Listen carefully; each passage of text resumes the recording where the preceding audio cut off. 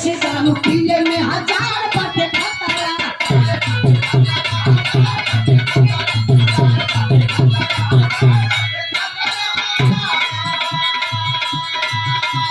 केतना का बेटा मरला केतना खतरा।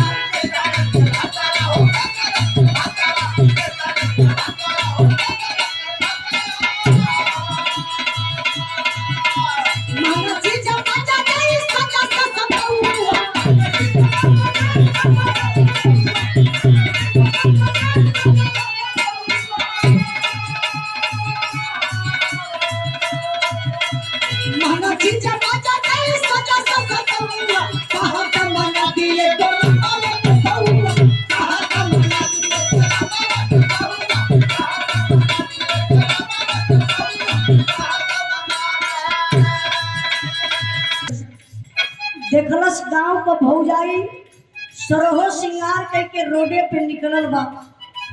देख के समझदार लड़का कलस भौजाई तो पूरा लगत बा क्षेत्र के लड़कन के बिगाड़ दे।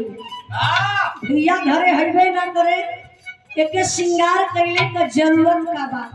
समझावत का भौजाई के कैसे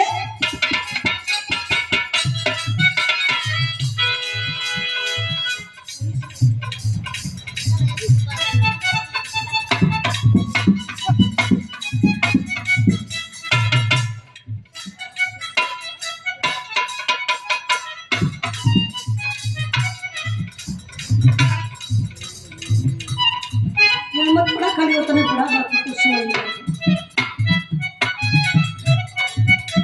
फिर भारूपुर हो। अच्छा सिकंदर यादव ग्राम प्रधान बेलभारूपुर के धरती से कहा बेलभद्र। अच्छा बेलभद्रपुर घोसी बडरामपुर के धरती से आप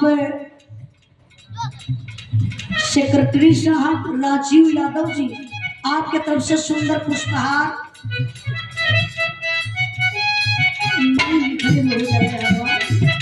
100 रुपए का पुरस्कार देके आप सम्मान कैलन। सिकंदर भैया अगर हमारे बोले में गलती हो जाए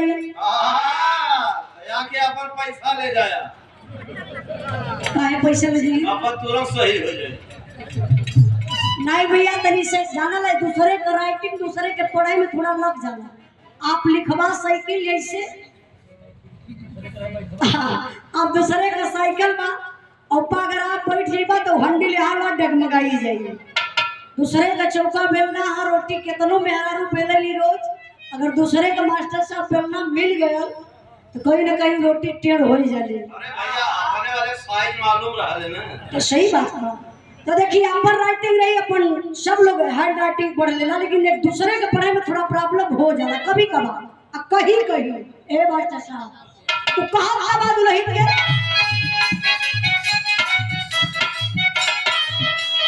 लड़का बिगाड़े के तू करता रुकाम हो।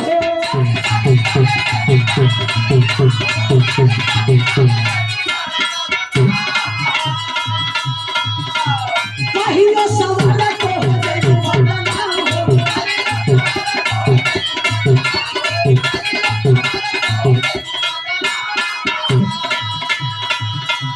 लड़का बिगाड़े के तू करता रुकाम हो।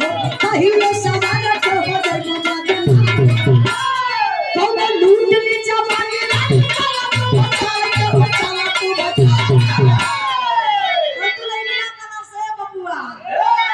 तुहार का फटता 900